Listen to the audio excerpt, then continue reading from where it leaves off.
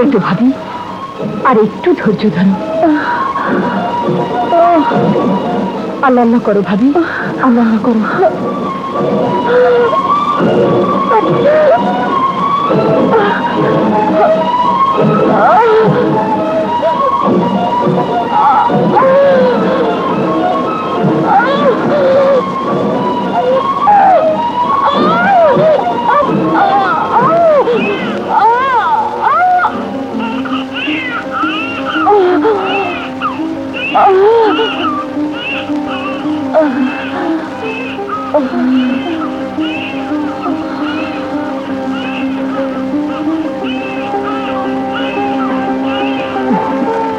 তোমার ছেলে হয়েছে আবিদ ভাই।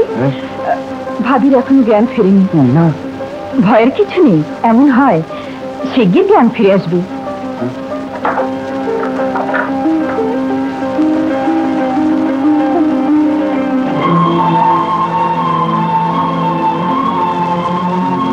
ভাবি, ভাবিও আমার লাঠিং দিচ্ছে না। তোদের না বলেছি বাচ্চার ঘুমের সময় হইচই করবি না? যা এখান থেকে, যা।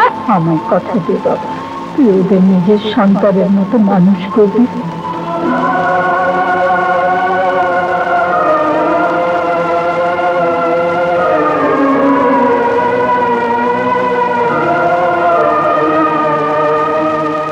এই নাও সালমা, আজ থেকে তুমি খোকার মা। মায়ের স্নেহিতে মানুষ করবে, টাকা পয়সা যা লাগে সব আমি দেবো। সবসময় খোঁজ খবর রাখবো, তোমার কোনো অসুবিধা হবে না। তুমি ওকে নিয়ে যাও, বোন, নিয়ে যাও। এই কি বলছো তুমি? তোমার নিজের একমাত্র সন্তান? আমার আরো দুটো সন্তান আছে সালমা, ওর জন্য আমার সেই সন্তানের মতো এই তিন ভাই দুটো অযত্ন হবে, স্নেহ মমতার অভাব হবে। খোকা তো মাত্র জন্ম নিল, এখনো কিচ্ছু বোঝে না, কিন্তু ওরা বড়, আদর অনাদর বোঝে। ওদের ওদের বুকটা ভেঙে চুরমার হয়ে যাবে, মার আত্মা কষ্ট পাবে। মৃত্যুর সময় মাকে যদি কথা দিয়েছিলাম, মাকে দেওয়া কথার অমর্যাদা হবে। আমি হাত জোর করে মিনতি করছি, খোকাকে তুমি নিয়ে যাও। মাত্র কটা বছর, শহীদ জাহিদের পড়ালেখাটা হয়ে গেলে আমি আবার ওকে আমার কাছে নিয়ে আসবো। ততদিন তুমি ওর পরিচয় গোপন রাখবে, সবাই জানবে মিনার মৃত সন্তান হয়েছিল। কিন্তু কোনো কিন্তু নয়, সময় কম। মিনার জ্ঞান ফেরার আগে তুমি চলে যাও। আমার আপাতত এছাড়া কোনো পথ নেই। তুমি তুমি আমাকে ভুল বোঝো না, যাও। তোমায় মিনতি করছি, যাও।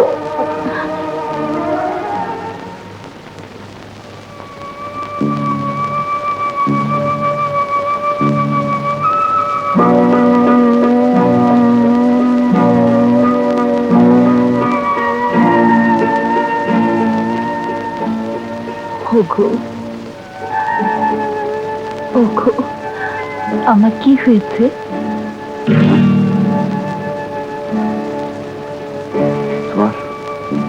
তোমার তোমার একটা মরা ছেলে হয়েছিল মিনা।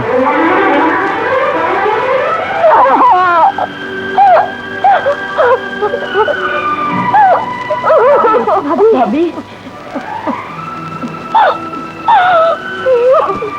বাবারি খিদে পেয়েছে সিনেমানির।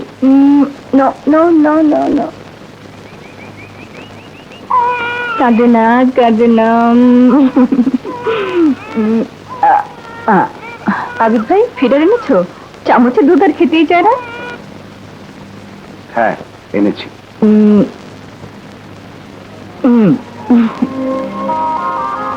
খোকা, আমি এমনই একজন হতভাগ্য বাবা, যার নিজের সন্তানকে মার কাছ থেকে দূরে সরিয়ে রাখতে হয়েছে। তুই হয়তো কোনোদিন আমাকে ক্ষমা করবি না, কিন্তু আমি বাধ্য হয়েছি। আমি বাধ্য হয়েছি।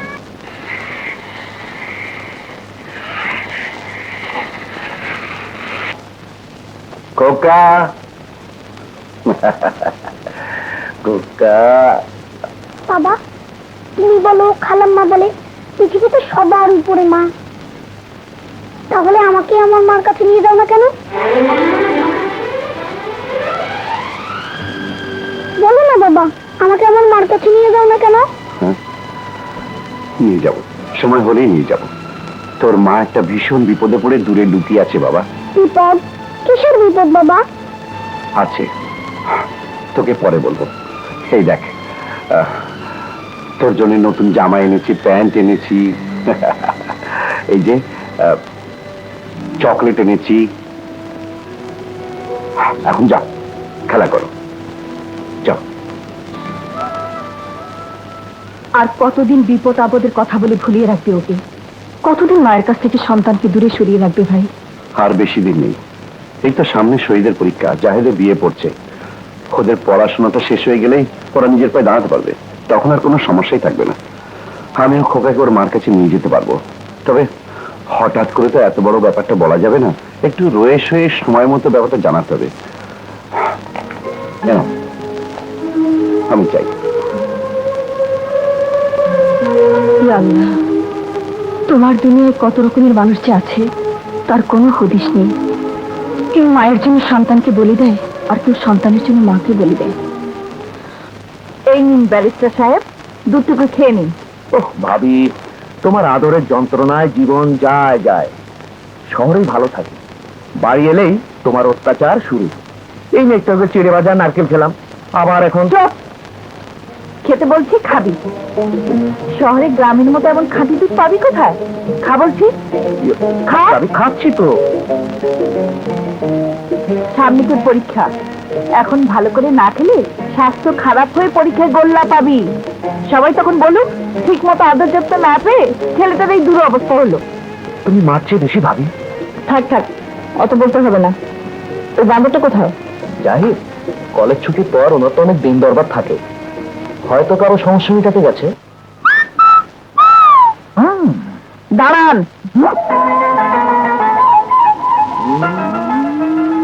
এতক্ষণে বাড়ি আসার সময় হলো? সারাদিন বাইরে কি কাজ করেন আপনি? কটা বাজে এখন? খিদে পায় না তো? আমি আর তোর ভাত আগলে বসে থাকতে পারবো না।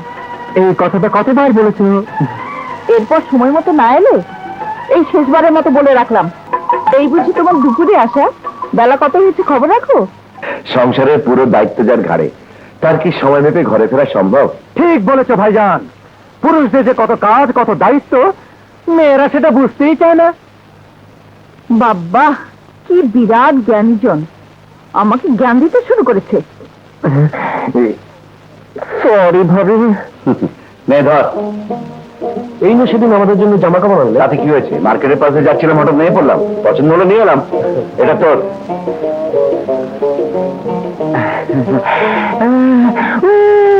দারুণ ভাইজান, তোমার চয়েস আছে। ইয়ে, ভাবির জন্য কিছু আনো? আমার জন্য আবার কি আনবে? সবই তো আমার আছে। তোদের দুজনকে দিয়েছে মানেই আমাকে দিয়েছে। যা করবে? চলো মেজি ভাই। তোমার জন্য কিছু আনি বলে রাগ করেছো? তোমাকেও একটা উপহার দেবো। আমার কোনো উপহার দরকার নেই। আমার জীবনের সবচেয়ে বড় উপহার হলো তুমি। আমি কিচ্ছু চাই না। আছে আছে, অনেক দিন ধরে গোপনে জমা রেখেছে, একদিন দেখবে হঠাৎ করে নিয়ে এসেছি, তোমার জীবনের শ্রেষ্ঠ উপহার।